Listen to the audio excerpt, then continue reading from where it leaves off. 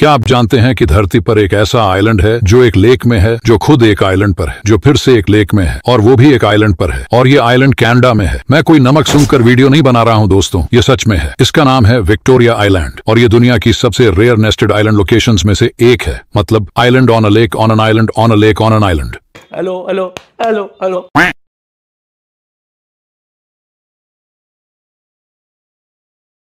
अगर आप सन में जंप करें तो सबसे पहले जिस ब्लेजिंग हॉट लेयर से टकराएंगे वो इतनी इंटेंस होगी कि डायमंड्स तक बॉयल हो जाएंगे। लेकिन अगर आप किसी मैजिकल तरीके से बच गए तो सिर्फ 400 किलोमीटर अंदर जाते ही आप इसे पार कर लेंगे। फिर आप एक बॉइलिंग प्लाज्मा ओशन में होंगे, जहां आयोनाइज्ड गैस ऊपर उठती, कूल होती और फिर नीचे सिंक होती रहती है, जैसे कोई जायंट प्रेशर कुकर अंदर से उफान मार रहा हो। यहाँ टेम्परेचर 2 मिलियन डिग्री सेल्सियस तक पहुंच सकता है। अब अगर आप और अंदर जाएं तो आप एक ऐसी जगह पहुंचेंगे जहां चीजें इतनी डेंस होंगी कि लाइट पार्टिकल्स यानी फोटॉन्स यहाँ फंसकर रैंडम डायरेक्शंस में बाउंस करते रहते हैं, बिल्कुल किसी पिंग पोंग मशीन की तरह। यहाँ से बाहर निकलने में लाइट को 1,70,000 साल लग जाते हैं और आखिर में आप सन के कोर तक पहुंचेंगे, जहाँ हाइड्रोजन एटम्स कोलाइड होकर हीलियम में बदलते हैं, यानी न्यूक्लियर फ्यूजन होता है। इसका रिजल्ट 15 मिलियन डिग्री सेल्सियस की इनसेन एनर्जी जो सन को जलाए रखती है और अर्थ पर लाइफ को पावर देती है। सो नेक्स्ट टाइम जब आप सन को देखें, इमेजिन करें जो लाइट आप देख रहे हैं उसने वहां से निकलने में लाखों साल लिए हैं।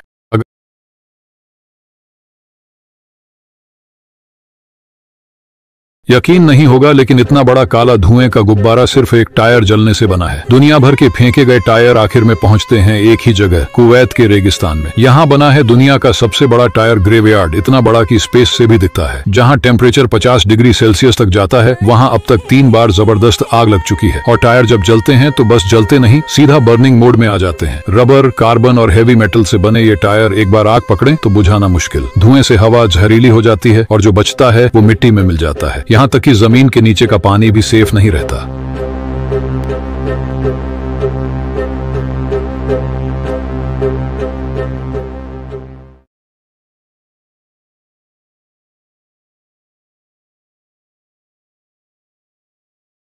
क्या हम किसी एलियन या भगवान के दिमाग का एक पार्ट हैं? जब 2 साइंटिस्टों ने जेम्स वेब स्पेस टेलीस्कोप से ली गई तस्वीर और ब्रेन स्कैन इमेजेस को साइड बाय साइड कंपेयर किया, तब उन्होंने यूनिवर्स में कुछ ऐसे अजीबोगरीब पैटर्न्स देखे जो हमारे दिमाग से हूबहू मेल खाते हैं। सेम स्ट्रक्चर, सेम कनेक्शंस और यहाँ तक कि कुछ एक्टिविटीज जो लॉ ऑफ फिजिक्स पर चलती हैं। दिमाग का काम है सोचना, तो क्या हमारा यूनिवर्स भी सोच सकता है? एक ऑर्डिनरी दिमाग हर सेकंड लाखों न्यूरल सिग्नल्स भेजता है जो दिमाग को सोचने में मदद करता है। लेकिन अगर मिल्की वे गैलेक्सी से हमारे पड़ोस की गैलेक्सी तक एक सिग्नल भेजना हो तो स्पीड ऑफ लाइट के हिसाब से इतना टाइम लग जाएगा जितने में इंसान 2 बार बंदरों से इवॉल्व हो जाए। अगर ये थ्योरी सही होती तो जिन एलियन या भगवान के दिमाग में हम रहते हैं, जो कि हमारा यूनिवर्स होगा, उनके लिए टाइम परसेप्शन हमसे अलग होगा। उनके 12 घंटे हमारे लाखों साल के बराबर हो सकते हैं। ये सब सुनकर आपके दिमाग में कुछ आ रहा है क्या?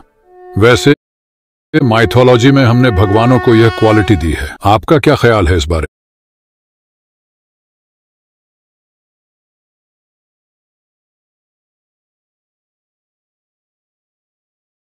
अगर आप हाई स्पीड से दौड़ती ट्रेन में जंप करें तो क्या आपकी लैंडिंग पोजीशन बदलेगी? असल में नहीं। ट्रेन के अंदर बैठे पैसेंजर की नजर से देखें तो आप न आगे जाएंगे न पीछे, क्योंकि आपकी बॉडी और ट्रेन दोनों एक ही स्पीड से मूव कर रहे हैं, इसलिए आप वहीं उतरेंगे जहां से कूदे थे। पर अगर आप ट्रेन की छत से जंप करें तो क्या तब भी आप उसी जगह लैंड करेंगे? बिल्कुल नहीं। ट्रेन के अंदर का स्ट्रक्चर आपके लिए एक प्रोटेक्टिव शील्ड की तरह काम करता है जो बाहरी एनवायरनमेंट के इफेक्ट को रोकता है। लेकिन जैसे ही आप छत पर होंगे, तेजी से आगे बढ़ती ट्रेन की वजह से एक पावरफुल एयर रेजिस्टेंस आपसे टकराएगी। अगर इस हालत में आप जंप करते हैं तो एयर रेजिस्टेंस आपको धीमा कर देगी, जबकि ट्रेन अपनी स्पीड से आगे बढ़ती रहेगी। नतीजा, आप पीछे गिर पड़ेंगे। असल में इतनी तेज रफ्तार पर खड़े रहना ही मुश्किल हो जाता है, लड़ाई करना तो बहुत दूर की बात है। तो जो जबरदस्त एक्शन सीन हम फिल्मों में देखते हैं, जहां लोग चलती ट्रेन की छत पर लड़ रहे होते हैं, वो बस फिल्मी इफेक्ट है, हकीकत नहीं। अगर कुछ नया सीखने को मिला तो लाइक कर देना।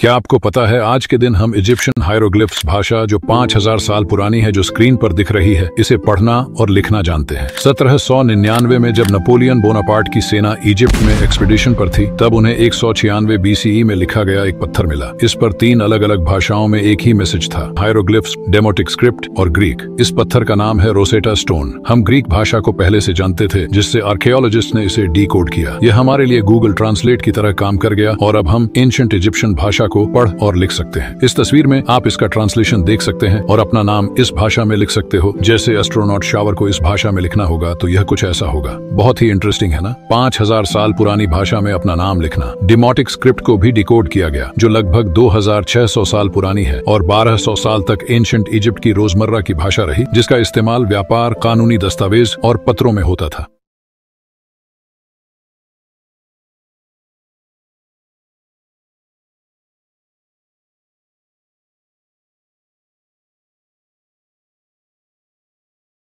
अगर आपने पुष्पा मूवी देखी है तो आपने देखा होगा कि लाल चंदन का पेड़ लाखों करोड़ों में बेचा और तस्करी किया जाता है। आखिर इस पेड़ में ऐसी क्या खास बात है जो इसे इतना कीमती बनाती है? लाल चंदन का पेड़ एक बहुत रेयर और कीमती पेड़ है जो ज्यादातर आंध्र प्रदेश के शेषाचलम जंगलों में पाया जाता है। इसकी लकड़ी की खासियत इसका गहरा लाल रंग, अनोखी खुशबू और मजबूत बनावट है। इस लकड़ी से बनने वाली चीजें भी करोड़ों में बिकती हैं। आयुर्वेद में सदियों से इसका उपयोग स्किन के इलाज, इन्फेक्शन रोकने और ठंडक देने वाली क्रीमों में किया जाता है। वहीं लग्जरी परफ्यूम्स और स्किन केयर प्रोडक्ट्स में इसकी मांग आसमान छूती है। धार्मिक और आध्यात्मिक कामों में भी लाल चंदन का महत्व बहुत ज्यादा है। इसे पूजा पाठ, मूर्तियों और मंदिर की सजावट में इस्तेमाल किया जाता है। और सबसे इम्पोर्टेंट बात, लाल चंदन का पेड़ पूरी तरह से मैच्योर होने में 20 से 25 साल का समय लेता है और इसीलिए यह इतना रेयर और वैल्यूएबल है। इसका स्लो ग्रोथ और हाई डिमांड के कारण इसकी तस्करी होती है और यह काला बाजार में करोड़ों में बेचा जाता है।